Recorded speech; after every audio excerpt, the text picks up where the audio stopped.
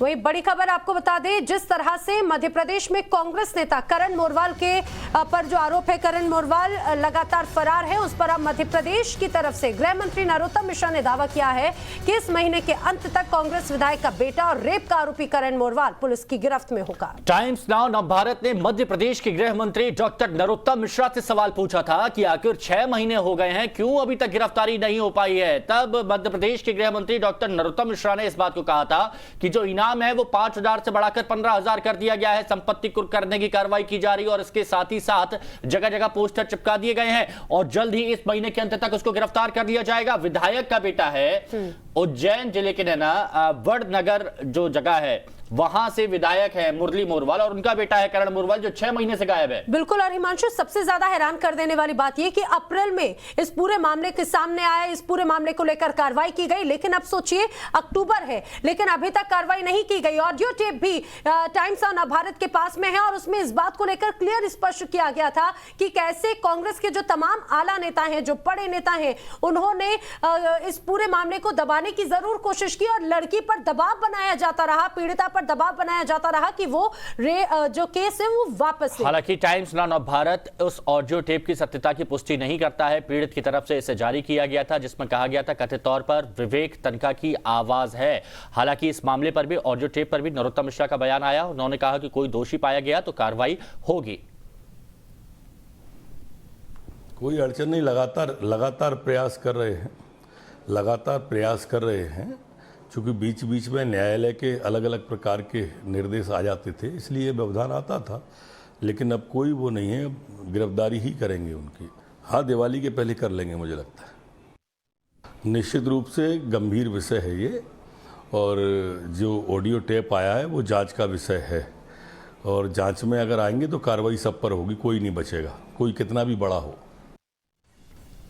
तो Madhya Pradesh rape case में पीड़ित लड़की ने टाइम्स नाउ नवभारत से बात की और ये बोला है कि मैं टाइम्स नाउ नवभारत का धन्यवाद करती हूं। टाइम्स नाउ नवभारत ने इस मुद्दे को प्रमुखता से उठाया, जोरदार तरीके से उठाया, मध्य प्रदेश के गृह मंत्री से सवाल पूछे, मध्य प्रदेश के कानून से सवाल पूछे, पुलिस से सवाल पूछे और अब यह कहा जा रहा है कि गिरफ्तारी की जाएगी।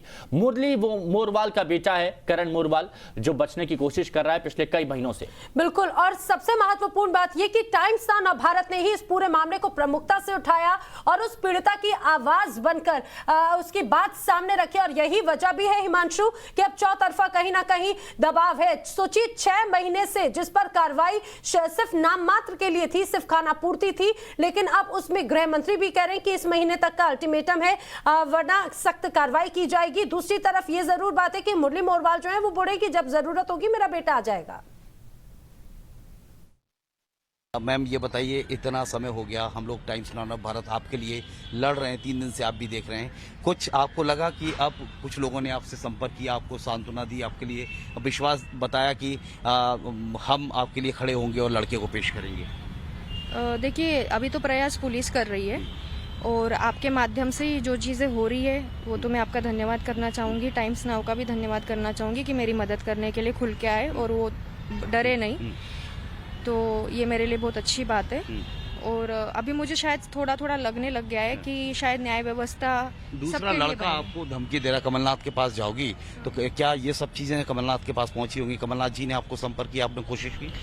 मेरे साथ तो देखिए, मैंने जब भी पार्टी से संपर्क करने की कोशिश करी है तो वो तो हुआ नहीं है, पर ऐसा नहीं है, हमारे जो मुखिया है कमलनाथ जी, वो उनको जब सारी सविस्तर बातें पता चलेगी तो मुझे नहीं लगता है कि वो मेरे साथ अन्याय होने देंगे। वो 6 महीने से उन्हें पता नहीं चला होगा केस चल रहा है आपका, ये सब चीजें हैं, पता तो सबको है।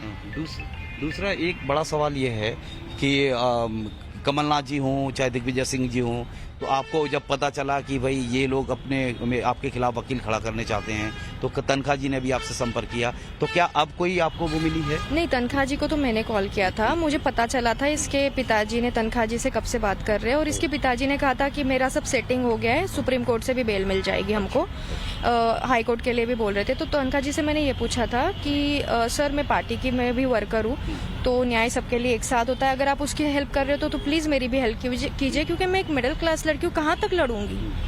अगर आप इतना उसको सपोर्ट करोगे, सेटिंग के माध्यम से जाओगे तो फोन फिर तो आपने तब किया ना जब आपको पता चले कि हाँ, कमलनाथ मुझे पता। दिग्विजय सिंह भी वकील आपके खिलाफ खड़ा कर सकते हैं इस मामले में।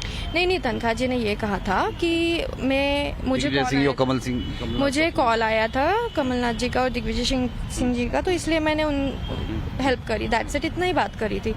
तो मैंने मेघनानी जी को भी कॉल किया था कि सर मुझे मिलना। एक्चुअली क्या है ना, उनको ये नहीं पता है ना रियलिटी। अब ठीक है, विधायक जी तो इजी गोइंग मिल सकते हैं, पर मैं कहाँ से मिल सकती हूँ? मैं तो अपॉइंटमेंट के थ्रू देखिए अभी तक कोई नहीं सुन रहा है आपकी, ना कमलनाथ, ना दिग्विजय सिंह, ना विवेक तनखा। क्या राहुल गांधी जो सो कॉल्ड मुखिया बोल देते हैं, उनको आप कोई मैसेज करना चाहती हैं? मुझे इतना पता है कि उन्होंने हमेशा महिलाओं का सम्मान किया, राहुल जी ने, और आज मैं अगर यहाँ यूथ कांग्रेस में हूँ तो वो उनकी वजह से हूँ। 33% आरक्षण की वजह से हूँ। श्रीनिवासन जी हमारे यूथ कांग्रेस के अध्यक्ष हैं, और मुझे नहीं लगता अभी भी मुझे मेरी पार्टी से कोई गिले शिकवे थोड़ी है, वो मेरा सपोर्ट करेंगे, ये इतना मुझे पता है। अभी तक मैं पार्टी में काम कर रही हूँ। और तो अभी तक तो इतना अन्याय हो गया, 6 महीने से आप लड़ाई झेल रही हैं।